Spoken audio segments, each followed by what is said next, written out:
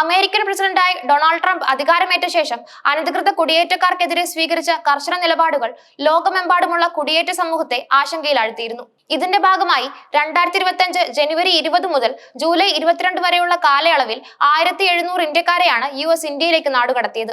ഈ കണക്കുകൾ കേന്ദ്ര വിദേശകാര്യ മന്ത്രാലയം ലോക്സഭയിൽ വെളിപ്പെടുത്തിയതോടെയാണ് ഈ വിഷയം വീണ്ടും ദേശീയ തലത്തിൽ ചർച്ചയായത്. കനിമൊഴി കരുണാനിധി MP-യുടെ ചോദ്യത്തിന് മറുപടിയായാണ് കേന്ദ്ര വിദേശകാര്യ സഹമന്ത്രി കീർത്തി വർദ്ധൻ സിംഗ് ഈ വിവരങ്ങൾ പങ്കുവച്ചത്. പഞ്ചാബിൽ നിന്ന് നാടുകടത്തപ്പെട്ട 1700 ഇന്ത്യക്കാരിൽ ഭൂരിഭാഗവും ഉത്തരേന്ത്യൻ സംസ്ഥാനങ്ങളിൽ നിന്നുള്ളവരാണ്.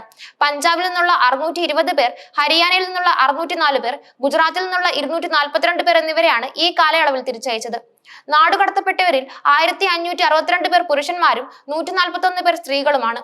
യാത്രാ വിമാനങ്ങൾ, സൈനിക വിമാനങ്ങൾ, US emigration and customs enforcement ഏർപ്പെടുത്തിയ ചാർട്ടർ വിമാനങ്ങൾ എന്നിവ ഉപയോഗിച്ചാണ് ഇവരെ ഇന്ത്യയിൽ എത്തിച്ചത്. 767 പേരെ യാത്രാ വിമാനങ്ങളിലും 353 പേരെ സൈനിക വിമാനങ്ങളിലും 231 പേരെ ചാർട്ടർ വിമാനങ്ങളിലും തിരിച്ചയച്ചതായും കണക്കുകൾ വ്യക്തമാക്കുന്നു. നാടുകടത്തുന്ന ഇന്ത്യക്കാരോട് US അധികൃതർ മനുഷ്യത്വരഹിതമായ സമീപനം സ്വീകരിക്കുന്നുവെന്ന ആരോപണങ്ങൾക്കും കേന്ദ്ര സർക്കാർ മറുപടി നൽകി. സ്ത്രീകളും കുട്ടികളും ഉൾപ്പെടെയുള്ളവരെ തിരിച്ചയക്കുന്നതായി നിരവധി പരാതികൾ ലഭിച്ചിട്ടുണ്ടെന്ന് വിദേശകാര്യ സഹമന്ത്രി പറഞ്ഞു.